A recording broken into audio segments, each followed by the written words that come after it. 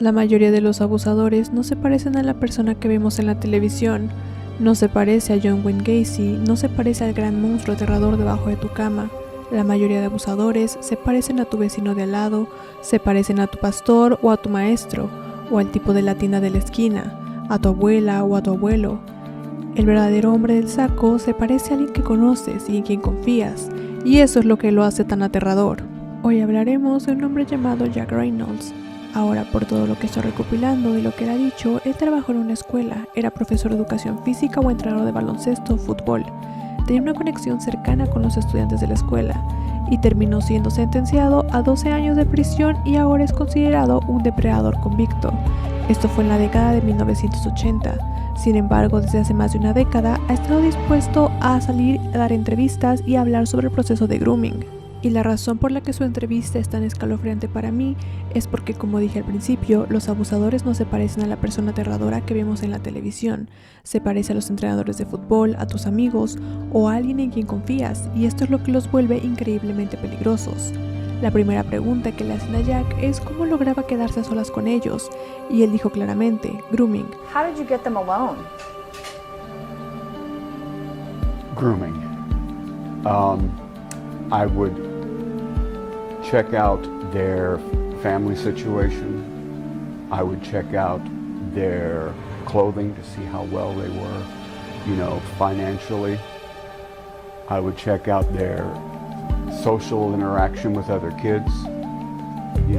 When we were on the ballparks or on the gym floor, I would make sure which ones I wanted to molest. I would give them special attention, congratulate them, talk to them when I know that I would never be allowed to talk to anybody else, aside from everybody. I would give them the attention that an official is not supposed to give anybody, and it made them feel like, wow, he's paying me attention.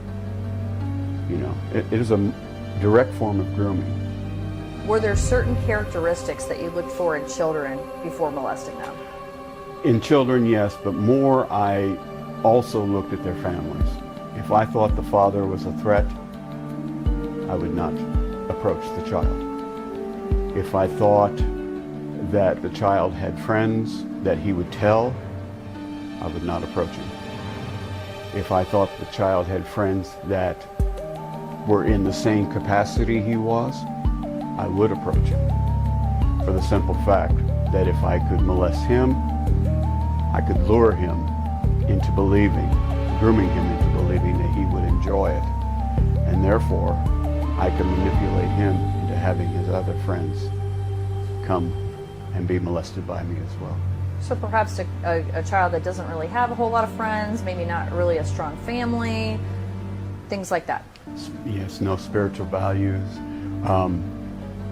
weak in education, needs help in many ways, even from split parenting, has a mother who may be having problems with the family, well, here comes superhero in to help out, wow, well, thank you very much.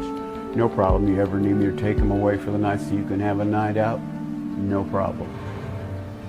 It works. Una de las partes más importantes es acerca de cómo es que les presta atención. Y es que es justamente así como comienzan a acercarse a los niños, dándoles muchas más atenciones de las que realmente deberían. Y aquí es donde esto se vuelve aún más inquietante y la línea se vuelve muy borrosa, porque en mi opinión un buen entrenador o maestro sí se preocupa por sus estudiantes y sí les da cumplidos. El problema es saber en qué personas podrías confiar y quiénes podrían estar observándote como la madre soltera o la madre que se está divorciando o como el padre ausente tanto física como emocionalmente y que su hijo está vulnerable, o saber quién está viendo a tu hijo como el niño retraído de quien puede aprovecharse. Esa es la verdadera historia de terror, no poder confiar en nadie. Este tipo de abusadores a menudo suelen mostrarse como estas figuras confiables, amables, dispuestas a escuchar y prestar atención a sus víctimas para ganarse poco a poco su confianza, hasta que logran abusar de niños que confiaban en ellos. Los perpetradores enfatizan hasta qué punto seducen a sus víctimas a lo largo del tiempo en lugar de cometer abusos aislados. La mayoría de casos de abusos de menores suelen incluir intentos de obtener el consentimiento y cooperación de las víctimas. El primer paso para el agresor sexual es entablar amistad con el niño, por lo general antes de intentar cualquier tipo de contacto físico. Se señala que los abusadores sexuales con niños adoptan estrategias que son similares a los comportamientos prosociales, que consisten en demostrar amor, atención y aprecio. Tanto los perpetradores sexuales intrafamiliares como extrafamiliares describen pasar tiempo con el niño y darle regalos, a veces introduciendo a los niños en el alcohol y la pornografía. Después verán la reacción del niño, si se lo cuenta a alguien, o si el niño se muestra incómodo, entonces sabrán que tienen que retroceder y esperar más tiempo, o alejarse definitivamente. Algo que tienen que comprender es que el abuso no sucede de la nada, suele ser algo gradual. Quizá primero le hable de sexo o solo comienza haciendo chistes con doble sentido, después le muestre material inapropiado, tal vez después de eso comience un contacto físico más cercano, hasta que el abuso ocurre. How did you find your victims? I found my victims moving from town to town. I scoped them out on school grounds. I scoped them out in Little League Diamonds. I scoped them out in my own backyards, my neighborhoods, and things like that. I worked with people who had younger brothers. I socialized with those people so I could get in touch with their younger brothers and begin the grooming process. It would take time, but I knew what I was doing. It was all calculated. I mean, this is nothing that happened overnight. You know, I knew, and I planned it all. Eso que acaba de decir me parece bastante importante puntualizarlo, porque sí, en efecto, muchos de ellos suelen planear con bastante detalle cómo es que se van a acercar a los niños y cómo es que se va a llevar a cabo todo este proceso del grooming. Incluso llegan a planear alternativas por las que podrían optar en caso de que los padres comiencen a sospechar o en caso de que el niño le cuente algo a sus padres. It started out where I would move from one town to another. When I got located in one town, I would, survey the children in the town to see. It was always a small town. It was never a big one. Because big towns have big police forces, and big police forces tend not to be very friendly. Small towns have small police forces. You know, they probably never even heard of a child molester or a sex offender, or never even had to deal with one. I knew that. At least I played upon that. And I got involved in Little League Baseball because I knew from my high school days that I could umpire Little League Baseball. I could umpire baseball. I was good at it. I was good at refereeing basketball and other sports because I could not play worth a crap in high school. But I enjoyed the sport so much that I did not want to not be a part of it. So I took up managing in high school, and our coaches allowed me to referee intramural. And when I got to referee intramural, that gave me direct access to the younger boys. And that was how my molesting began, was in high school, when I had direct access to the younger boys through the intramural. Y tú te preguntarás, ¿pero acaso nadie nota que este sujeto le presta tanta atención a cierto niño? Y bueno, resulta que los abusadores de niños, pedófilos, pueden ser bastante evidentes en mostrar su relación cercana a niños, comportamientos no sexuales, claro. Pero lo que sucede es que la gente no está capacitada para reconocer ciertos comportamientos que a primera vista parecen inocentes, pero que pueden ser potencialmente dañinos, hecho que termina beneficiando a los abusadores y perjudicando a las víctimas. Porque sí, existe mucha gente que piensa que los abusadores de niños no muestran abiertamente ninguna interacción, que es algo que tratan de ocultar y ser lo menos evidentes posible. Sin embargo, existe la creencia de que si son capaces de mostrar públicamente interacciones con niños, entonces es que no tienen ningún interés sexual en ellos, cosa que es mentira, ya que casos de pedófilos tan obvios en mostrar esa cercanía tan excesiva con niños han existido desde siempre. El común denominador en estos casos es que estas personas organizaban pijamadas y pasaban bastante tiempo con niños, todo esto con aprobación de los padres y o conocimiento de otros adultos, vecinos, colegas, amigos, etc. También en ocasiones admitían lo mucho que les gustaban los niños, claro, de forma inocente, o admitían comportamiento sospechoso, por ejemplo, bañarse con ellos, dormirlos o llevar a un niño de paseo, pero negando que la intención fuera sexual. Claro, no son tan idiotas como para admitir lo que realmente piensan o sienten. Graham James, un entrenador de hockey convicto, tenía pijamadas con los niños de su equipo. Otro entrenador de hockey acusado, David Frost, también hacía lo mismo. El periodista Drew Mindell, de hecho, escribió un artículo de opinión denunciando precisamente la ingenuidad y la poca cautela de los padres al permitir que sus hijos asistieran a esas pijamadas organizadas por sus entrenadores de equipo. Dice: la única característica molesta constante de las situaciones de Graham James, David Frost, para mí fue que los padres o tutores de los jugadores bajo su supervisión nunca expresaron su preocupación por la cantidad de tiempo que pasaba con sus jugadores. Graham James organizó pijamadas con sus jugadores. David Frost vivía en el mismo hotel con sus jugadores. Suena esto como un comportamiento normal y apropiado. Cuando estaba jugando al hockey menor, si alguna vez hubiera planteado la idea de dormir en la casa de mi entrenador con mis padres, les puedo asegurar que las alarmas y las banderas rojas se habrían disparado por todos lados. En pocas palabras, no es un comportamiento normal y apropiado. No a mediados de la década de los 90 y ciertamente no hoy.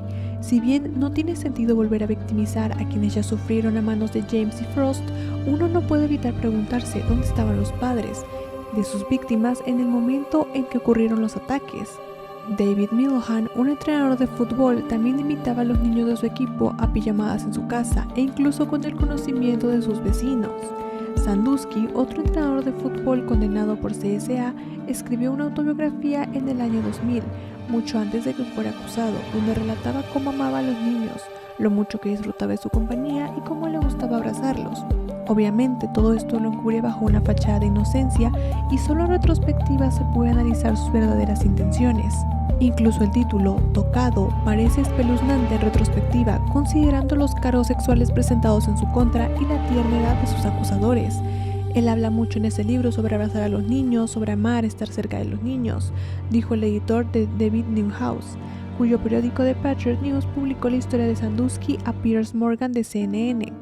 Hay algunas cosas escalofriantes en ese libro, y solo cuando las juntas con las acusaciones puedes ver quizás lo que en realidad quiso decir. Sandusky también admitió a las autoridades que se había bañado con niños, pero siempre negó que fuera un pedófilo o que hubiera abusado de ellos.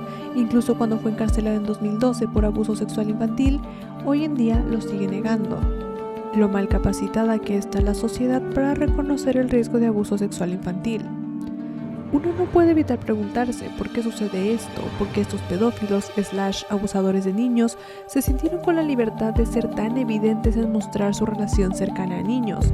La respuesta es porque se beneficiaron de una sociedad que fue inmune en identificar acciones que pueden indicar un interés sexual en niños, sobre todo si tomamos en cuenta que en estos casos sucedieron en las décadas anteriores a los 2010.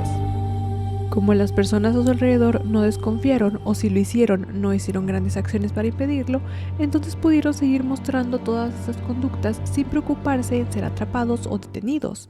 Esto nos lleva a las siguientes preguntas. ¿Por qué la sociedad está tan desinformada? ¿Por qué estos padres trataron esas pijamadas como algo totalmente inofensivo? Y la razón principal es que muchos de los comportamientos de grooming parecen inocentes a simple vista. Los abusadores no muestran explícitamente que abusan sexualmente de un niño a la vista de todos. Eso es invisible para la mayoría, pero sí muestran otro tipo de señales que a menudo son ignoradas o justificadas. Lo primero es que muchos abusadores sexuales de niños parecen ser personas en las que la gente puede confiar, generosas, carismáticas, lo que hace que los padres sean mucho más permisivos y menos cautelosos. Obviamente, si esos abusadores no fueran así, no se les permitiría un acceso a niños tan libre. Los abusadores de niños que se involucran en comportamientos de grooming a menudo parecen personas amables que disfrutan de la compañía de los niños. Los abusadores de niños que hacen grooming a menudo lo hacen bajo la presencia de ser amables, encantadores y serviciales. Lo segundo es que una gran cantidad de personas no consideran que acciones como pasar excesivo tiempo con los niños, o sea, invitarlos a comer, jugar con ellos, tener pijamadas con ellos, llevarlos de paseo, abrazarlos, etc., sea algo de lo que preocuparse, sino más bien lo consideran como actos de bondad o porque la persona en cuestión simplemente le gustan los niños. Pero la realidad es que hay que estar muy atentos de ese tipo de comportamientos que sobrepasan la relación sana que debe tener un adulto con un niño, sobre todo si no tienen una relación familiar. Incluso aunque lo tengan, es algo a lo que igual se debe prestar atención, ya que gran parte de los abusos sexuales a niños ocurren por alguien cercano. Ya puede ser un tío, un primo o un amigo de la familia. Sobre la dificultad que tienen las personas para reconocer comportamientos de grooming, se han hecho varios estudios empíricos. Uno de ellos es barreras psicológicas para la detección del abuso sexual infantil. Describe un caso hipotético de las interacciones entre un ministro y los niños de su escuela, realizando una encuesta a un grupo de personas para verificar si las personas encontraban sospechosas tales interacciones. Las interacciones entre los niños y este ministro incluían que él abrazaba a los niños, llevaba a ciertos niños a almorzar o cenar, a veces jugaba a las luchas con los niños, les daba dulces y regalos a algunos niños, y una vez en un retiro nocturno de la iglesia durmió en una cama con varios niños pequeños, con otros padres en la habitación. Lo que el estudio encontró es que la mayoría de personas no reconocían que este tipo de interacciones son comportamientos de grooming, a pesar de que habían recibido entrenamiento y se les había educado anteriormente. En el estudio descrito anteriormente, aproximadamente una cuarta parte de la muestra había recibido capacitación especializada sobre cómo detectar y denunciar el abuso sexual. Todas las interacciones entre el ministro y los niños descritas en las viñetas son ampliamente reconocidas como tácticas de grooming utilizadas por los abusadores de niños.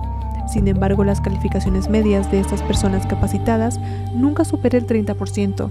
A pesar de su entrenamiento y conocimiento sobre lo que constituye comportamientos problemáticos motivados sexualmente, tampoco pudieron detectar comportamientos sexuales problemáticos cuando se les presentaron tales interacciones. A los participantes se les volvió a hacer las preguntas, pero diciéndoles esta vez que el ministro se había declarado culpable de cargos de CSA. En ese caso, los puntajes de las personas acerca de clasificar esos comportamientos como problemáticos subieron, hecho que explica el fenómeno prejuicio en retrospectiva, es decir, que cuando ya sabes lo que ha ocurrido, tiendes a mirar los hechos de manera diferente que expliquen ese final. Estudios anteriores también habían encontrado resultados similares. Este estudio de 2017 hizo una encuesta a 319 estudiantes, con el objetivo de identificar qué etapas del proceso de grooming las personas reconocían como alarmantes. Al igual que en el anterior estudio, también se les describió viñetas de comportamientos de grooming, esta vez comparándolo con comportamientos de no grooming. Algunos ejemplos de comportamiento de grooming incluyen: Robbie es un niño físicamente pequeño que carece de confianza y proviene de una familia divorciada, es decir, la selección de víctimas. John es voluntario en organizaciones que atienden a niños y pasan su tiempo libre en lugares frecuentados por niños, es decir, obteniendo acceso a ellos.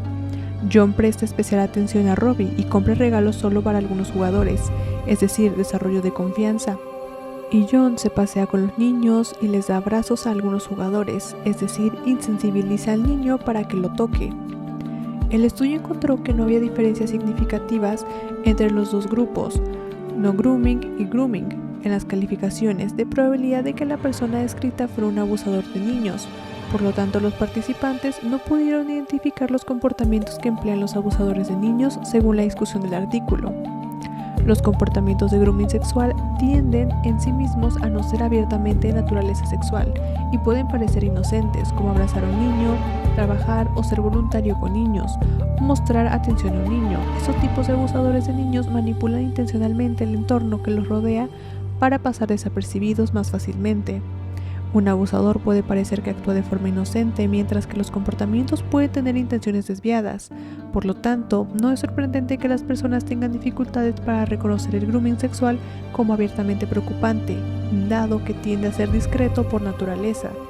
Un tercer estudio, en el que se había basado el anterior, del año 2016, fue el único donde las personas encuestadas sí pudieron identificar esos comportamientos descritos como comportamientos de grooming. No obstante, el estudio hace la aclaración de que los participantes eran estudiantes de universidad que habían recibido cursos de criminología o psicología. Por lo tanto, podían estar mejor preparados para reconocer el comportamiento delictivo que una persona del común. Este fue el caso que se les describió. Algunos ejemplos de conductas de grooming incluyen: John se rodea de situaciones de voluntariado y trabajo de caridad que involucran a niños. Abraza a los jugadores de su equipo, participa en juegos bruscos con los niños, acompaña a los jugadores al baño, siempre se ofrece a llevar a Robbie a casa y tiene a Robbie sentado en su regazo. Esto fue lo que encontraron. Nuestros hallazgos mostraron que en general los participantes del estudio pudieron reconocer comportamientos de grooming y aquellos en condiciones de grooming informaron calificaciones de probabilidad más altas que las condiciones de no grooming para situaciones en las que el depredador potencial era tanto un pariente como un no pariente. contrariamente a lo que ha sido propuesto por la literatura sobre preparación sexual. Este estudio encontró que las personas en realidad pueden detectar un comportamiento potencialmente peligroso que parecerían fuera de lo común en una relación adulto-niño. Una posible explicación para este hallazgo podría ser que la muestra se extrajo de una universidad que tiene un gran énfasis en los estudios de justicia penal, con un 37% que informó haber tomado cursos de justicia penal. Una conclusión que comparten estos 3 estudios es que es de suma importancia que las personas, sobre todo padres, se eduquen en abusadores sexuales y sepan reconocer las señales, para así evitar poner en riesgo a sus niños. El testimonio presentado a lo largo del video expone una realidad profundamente perturbadora pero necesaria de reconocer. El abuso infantil rara vez proviene de figuras que parecen abiertamente peligrosas. Por el contrario, suele originarse en personas que ocupan posiciones de confianza y cercanía, como nuestros maestros, entrenadores, líderes religiosos, familiares o cuidadores. Esta cercanía es precisamente lo que permite que el proceso de grooming ocurra de manera gradual, silenciosa y difícil de detectar. Los relatos de los ofensores, aunque incómodos de escuchar, cumplen una función preventiva y fundamental. Revelan los patrones comunes de manipulación, selección de víctimas vulnerables y uso del secreto como herramienta principal. El abuso no comienza con un acto explícito, sino con gestos aparentemente inocentes, atención especial, elogios excesivos, aislamiento progresivo y la creación de una relación de dependencia emocional. Todo esto se da muchas veces sin que el niño comprenda que está siendo manipulado.